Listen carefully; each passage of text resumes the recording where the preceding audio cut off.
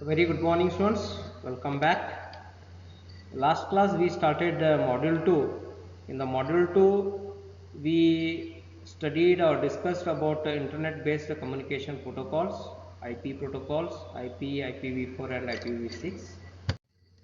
Today we'll see how IPv4 addressing is used in the IoT.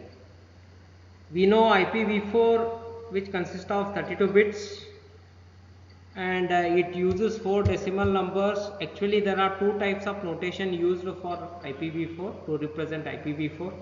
The first one is binary notation. In the binary notation, what happens, every 32 bits will be represented in terms of binary digits, whereas in the dotted decimal number we are using 4 decimal numbers, and each number is separated by dots. This is a one example. Here I am going to represent 172.16.254.1 here, and for between each number, each number we use the dot, here dot, here dot and here dot. So this is very important to represent the numbers. And here 172, this is the number, and 16.254.1. so these number can be, you can use from 0 to 255, because each number represent 8 bits, so the number can be fit in using 8 bits are 0 to 255. So that's why you can use any 8-bit number between 0 to 255, and each number is separated by the dots. Again, if you look at this 172 and 16, so this is in terms of the binary. So each number 8 bits, 8 into 4, you will get the 32 bits. So this is how the 32-bit IPv4 can be representing using dotted decimal number. This is the popular one compared to the binary notations. Okay, so again, if you use more than 255, it becomes the illegal IPv4 addresses. So IP address should be uses the 4 number, and these 4 number from 0 to 255. Now coming to the next, here in the IP addressing again, we are using static IP address assigned by ISP, internet service provider. Why the static? Because after addressing or after assigning each IP address, it's going to be static, it's going to be fixed. That's why the name the static. Whereas in the dynamic IP address, this dynamic IP address is assigned by DHCP, very popular protocol, that is dynamic host control protocol. And again, here in the IP addressing, we are using domain name system. To remember all IP address, it's very difficult, because if you want to access any website, so there you cannot use, or you cannot go for the IP addresses of each website.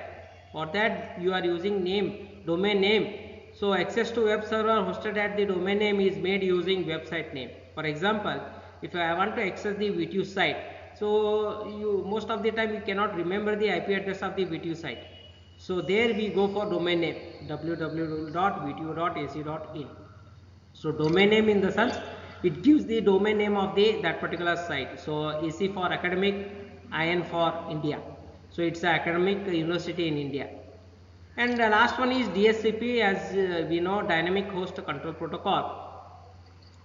So when a sensor, actuator or IoT devices or node needs to connect to the internet, a server called DHCP server provides a dynamic IP address, subnet mask, and ARP and RAP. ARP and RAP is the one address resolution protocol or reverse address resolution protocol. ARP is used to convert from IP to MAC, and RAP is used to convert MAC to IP. So IP address is 32-bit and MAC address is 48-bit. So for that we go for, we need to use some protocol called address resolution.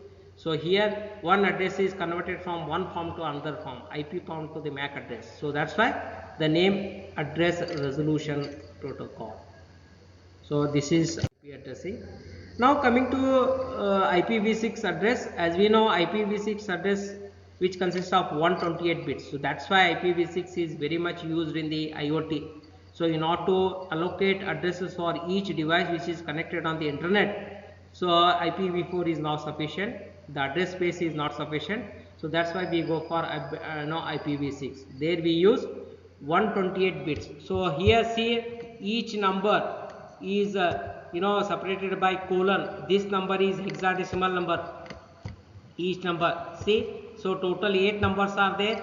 So 16 into 8, if you multiply it by 16 and each number is 8 number, so you'll get 128 bits. So each number represent hexadecimal number. See here, 2 is there, 2 is there, then 2 can be represent 00102, then 1 can be represent 3 zeros and 1.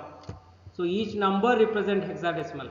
And here one more thing, you can abbreviate this IPv6 address. How you can abbreviate? Suppose there are 4 consecutive zeros here, so that can be represented by 2 consecutive columns.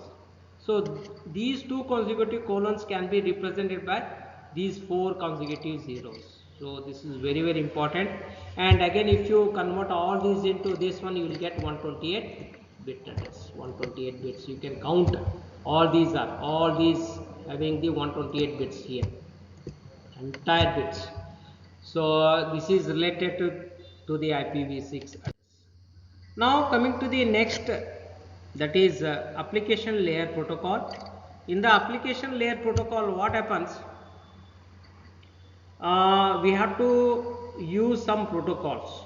So this is the TCP/IP model, right? So TCP/IP or internet model, we'll find 4, first module, second layer, third layer, and fourth layer. So first layer is host to network. Here it will define the different network: Ethernet network, point-to-point network, Wi-Fi network. Then second layer onwards, internet uses the very important protocol called internet protocol. Then transport layer uses the 2 important protocol, TCP, transmission control protocol, and user datagram protocol. Then whereas in the application layer, it uses maximum protocol: HTTP, FTP, SMTP, P2P. HTTP is the hypertext transfer protocol, file transfer protocol, simple mail transfer protocol, P2P, point-to-point communication, DNS, domain name system, and Skype. So these are the some protocols used in the application layer. So as we know, and for these protocols, you need to represent the standard port numbers. For every application layer protocol, you have the standard port numbers. For example, HTTP, hypertext transfer protocol, which is having the port number of 80, where HTTP uses TCP, right? So which is the reliable compared to the UDP, because in UDP you don't get the acknowledgement, and it is a stateless server, does not remember previous history. Then web pages, in order to design the web pages, it uses the one more important language called HTML, hypertext markup language. So in order to design any web pages, okay. So this is about the HTTP. The second one is HTTPS. It is the same HTTP, but it is over secure circuit layer with the TLS 443. Then it also uses file transfer protocol for transferring file from one machine to another machine, or one node to another node. Telnet is the very important protocol. It is for remote connection to a computer. Okay, as I told, every application layer protocol is assigned by the specific port number. So port number, just say you have the for the FTP, you have the port number 21. For the Telnet, port number is 23. For the SMTP, port number is the 25. Like that. DNS, we have the 53. HTTP, we have the 80. So these port number represent the entry point, how the process will start its entry. So because port number is for transport layer, in the transport layer we are just generating the process to process communication. So this is very, very important for the application layer. So in the application layer, after studying each protocol is having respective port number to use.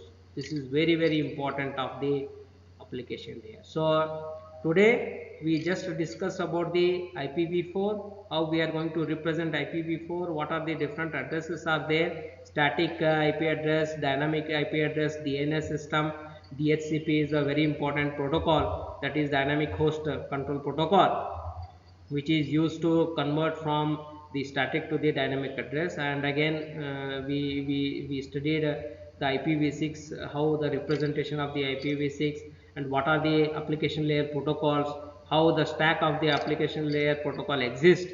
All these are very important things related to the HTTP. Okay, so related to the application.